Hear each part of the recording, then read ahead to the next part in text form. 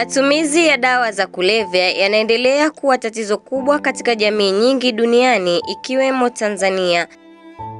Licha ya jitihada za serikali, taasisi binafsi na mashirika ya kiraia kupambana na tatizo hili, idadi ya waraibu wa dawa za kulevya inaendelea kuongezeka hasa miongoni mwa vijana. Dawa hizi si tu zinaharibu afya ya watumiaji, bali pia huharibu familia na huathiri jamii na maendeleo ya taifa kwa ujumla. Mtazamaji wa MSG TV, ungana nami katika makala hii moja kwa moja hadi tamati ili kuweza kufahamu dawa za kulevya ni kemikali au vitu vinavyotumika kwa namna isiyo ya kitabibu na kusababisha mabadiliko katika akili, hisia au tabia za mtumiaji. Mifano ya dawa hizo ni pamoja na bangi, heroin, cocaine pamoja na mirungi. Uraibu hutokea pale mtu anaposhindwa kuacha kutumia dawa hizo licha ya kujua madhara yake, hali inayosababisha utegemezi wa kimwili na kisaikolojia. Nadhani unajiuliza ni zipi sababu zinazopelekea mtu kuingia kwenye uraibu wa dawa za kulevya. Na hapa kuna sababu nyingi zinazowasukuma watu kuingia katika matumizi ya dawa za kulevya. Baadhi ya sababu hizo ni pamoja na msongo wa mawazo. Uraibu wa dawa za kulevya hukumbana na madhara makubwa ya kiafya, kisaikolojia na kijamii. Kiafya, waraibu wako katika hatari ya kupata magonjwa kama vile VVU, ukimwi, homa ya ini, magonjwa ya moyo na matatizo ya akili. Kisaikolojia, wengi hupata msongo wa mawazo, sonona, hasira kali na hata kufikia hatua ya kujiua. Kijamii, waraibu hupoteza heshima, kuharibiwa mahusiano na familia, kushindwa kufanya kazi kwa ufanisi na mara nyingi hujiingiza katika vitendo vya uhalifu ili kupata fedha za kununua madawa hayo. Na hapa moja ya waraibu ambao walikuwa wanatumia dawa hizo na sasa wanapatiwa matibabu, wanasema athari wanazokumbana nazo wakati wakitumia madawa hayo. Kukaa hata kama hivi, kukaa na familia, nilikuwa siwezi kukaa na familia. Nilikuwa siwezi kukaa kujadili kitu chochote, yani nilikuwa ni mtu ambaye nimetupwa. Lakini sasa hivi kuna tofauti. Kuna jambo linaweza likatokea nyumbani nikashirikishwa, afu kizingatia mimi ni mkubwa. Mimi ndio wa kwanza kwetu. Mimi ndio wa kwanza, lakini nilikuwa nachukuliwa hata kama kuna kitu siwezi kukaa kushauri kama dada au kama mkubwa. Lakini sasa hivi tofauti kubwa sana. Naweza kukaa nyumbani, jambo likitokea naitwa, nashirikishwa, tofauti na kwa zamani. Namshukuru Mungu kutoka nimeanza matibabu, kwa sababu kwanza hata mwanzoni nilikuwa navuta, kwa nakaa nyumbani maisha yangu yote. Yaani navuta, nakaa nyumbani na nisiporudi nyumbani nitatafuta hadi nirudi. Na hela nilikuwa nakuwa nyumbani ya kuvuta. Kwa hiyo maisha yangu yale kidogo ya mwanzo, kwa sababu madawa ni madawa, hata uweje inakuwa kidogo uaminifu unakuwa hakuna. Wanenda wakasafiri wakasema wewe basi hamna kwenda.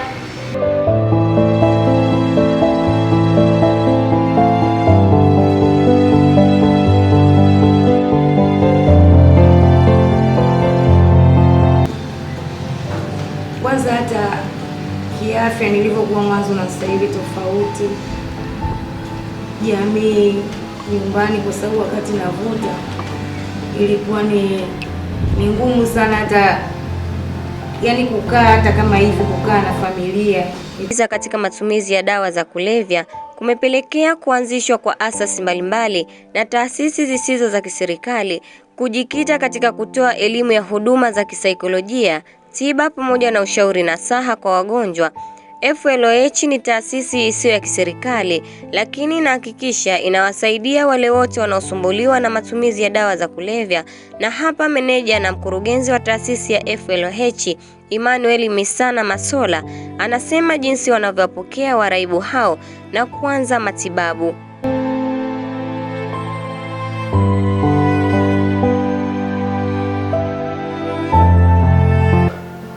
Program Manager wa Foundation for Legal and Health Support, kwa kifupi FLOH. FLOH ni taasisi isiyo ya kiserikali ambayo inafanya kazi zake kwa kushirikiana na mamlaka ya kudhibiti na kupambana na dawa za kulevya. Kazi kubwa tunayoifanya ni kusaidia vijana ambao wameathirika na matatizo ya dawa za kulevya changamoto, limekuwa ni swala mtambuka wa vijana. Lakini pia tunashughulika na vijana hawa ambao kwenye matatizo ya dawa za kulevya kwa kuwasaidia masuala ya kisheria, ikiwa na maana kwamba mraibu ni mtu ambaye anakuwa na changamoto nyingi za masuala ya kisheria. Kwa hiyo tunatoa pia msaada wa kisheria pamoja na masuala mazima ya kiafya. Lakini pia tumekuwa tukifanya kazi moja kwa moja na mraibu ambaye ni kijana au mtu ambaye ameathirika na dawa za kulevya, kwa kufanya utambuzi, kwa kumfikia kwa hatua ya awali kabisa, na baadaye tunamfikisha kwenye kitu kama kiapo akiwa ndani ya tiba, ili asiweze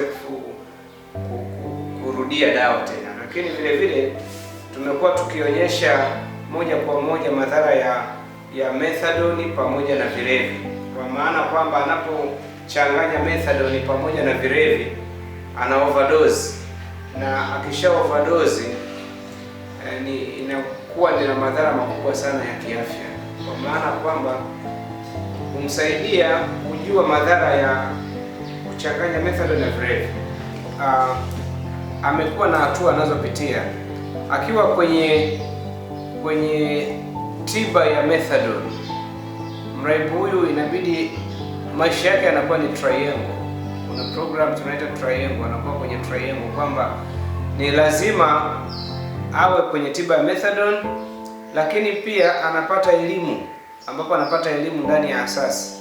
Baada ya kutoka kwenye tiba ya methadone anapata elimu, lakini baada ya pale pia kuna shughuli za kijamii, lazima ashiriki na jamii. Kwa hiyo anashiriki FRH, kwa maana ya kwamba kupata huduma za FRH ambazo ni 75% za kumsaidia yeye kupona, kupata nafuu.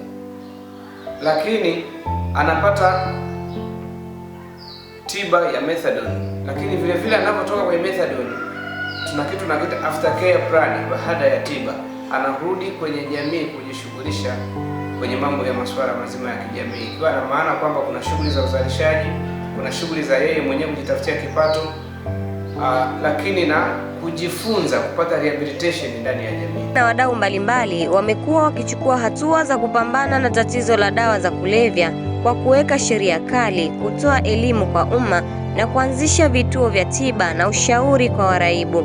Dr. Alex Chacha ni daktari kutoka kituo cha Methadone Clinic Kihonda, akieleza jinsi kituo hicho kinavyofanya tiba. Jina naitwa Dr. Alexander, ni miongoni mwa madaktari tulioko hapa Kihonda Methadone Clinic.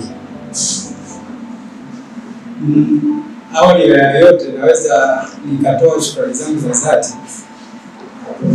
kwa serikali yetu iliyoko madarakani kwa kuona umuhimu na changamoto za vijana wengi wa bangi na madawa mengine. Huwa kuna utaratibu au kuna huduma kwa mtu yeyote mwenye changamoto ya afya ya akili kupitia wanasaikolojia wetu.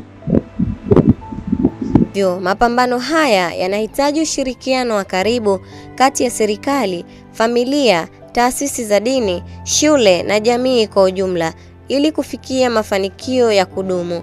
Mwanasaikolojia Furaha Jason Mwangosi kutoka Mati Clinic Kihonda, na hapa anaeleza. Kwanza wanakuwa ni watu ambao wametengwa na jamii yao. Kwa elimu ya saikolojia inasaidia kwanza kuwaweka sawa. Maana ni watu ambao kwanza washatengwa na jamii.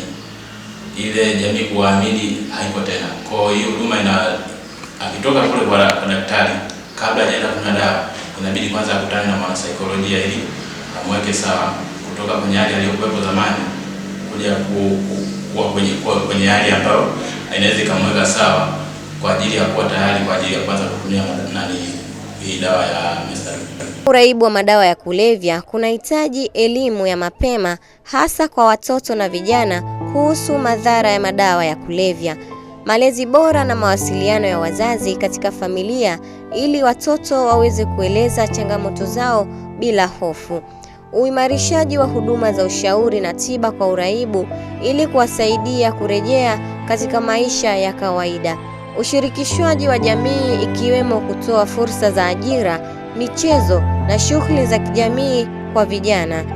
Lakini pia Mati Clinic inatoa huduma zote pamoja na kusikiliza waraibu wa dawa za kulevya na kuwapa huduma kwa kutumia namba maalumu ambazo zinawasaidia kujua idadi ya dozi ambayo wanatoa kwa wagonjwa. Baada ya mgonjwa kupokelewa getini, atafanyiwa vipimo ili kujua kama ametumia kilevi, kisha ataenda mapokezi kwa huduma za awali ikiwamo namba ya usajili, majina na maelezo ya anakotokea. Baada ya hapo ataelekea kwa daktari pamoja na mwanasaikolojia kwa ajili ya kujua maendeleo yake. Kliniki mpaka ulipofika sasa hivi. Unajisikia kwa wapi? Najisikia kama niko peponi. Kwanza naushukuru sana uongozi huu. Yaani najiona kama nimezaliwa upya. Na washauri hata wale ambao wako mitaani huko wanaendelea kuvuta madawa kulevya, waje wapate tiba. Nini ushauri wako kwa jamii ambao bado mpaka sasa hivi bado anaendelea kutumia madawa kulevya? Yaani nawaambia wasiogope. Manake wengi wanaongea maneno seleka, dawa ile sijui. Na kisha kupatiwa dozi na kuondoka. Licha ya mafanikio makubwa, lakini pia bado vituo hivyo vinakabiliwa na changamoto mbalimbali kama vile usafiri. Msimamizi wa dawa Kihonda Methadone Clinic anaeleza changamoto wanazozipata katika kituo hicho. Around ndani ya mkoa wetu wa Morogoro na mikoa jirani ambao kwamba wanaona ni sehemu rahisi wao kuja kupata huduma. Kituo chetu mpaka sasa kina waraibu jumla walioandikishwa 338. Tunahitaji sana huduma ipanuke zaidi, kwa maana ya tunatamani kituo hiki kiwepo na sehemu zingine, kwa maana ya wilaya ambazo ziko mbali na hapa Morogoro mjini, na wilaya kama Ifakara iko mbali kidogo na hapa, na wilaya zingine ambazo ziko mbali na hapa. Sio rahisi mraibu akatoka labda Ifakara akaja kupata huduma hapa Morogoro mjini. Kituo chetu hiki ni kituo kikubwa, ni kituo ambacho serikali imewekeza fedha nyingi kwa ajili ya kusaidia vijana ambao kwamba walikuwa wameingia kwenye uraibu wa dawa za kulevya. Kituo hiki kinakabiliwa na changamoto mbalimbali ikiwemo usafiri.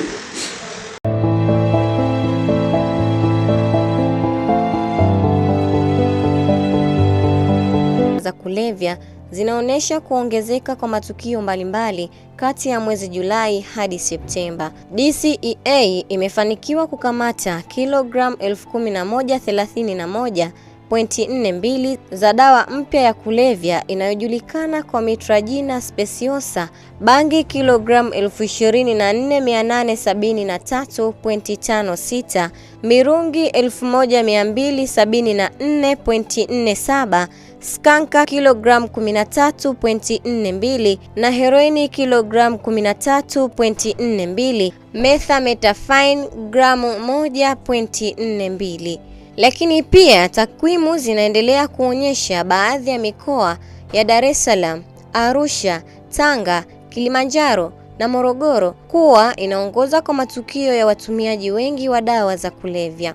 Waraibu wa madawa ya kulevya ni waathirika wanaohitaji msaada, si hukumu. Kupambana na tatizo hili kunahitaji mtazamo wa huruma, elimu na ushirikiano wa pamoja.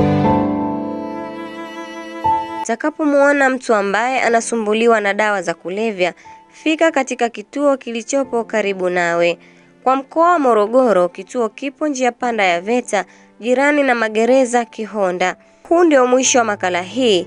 Kwa niaba ya walioshiriki kuandaa makala hii, mimi ni Farida Juma. Hadi wakati mwingine, na kwaheri.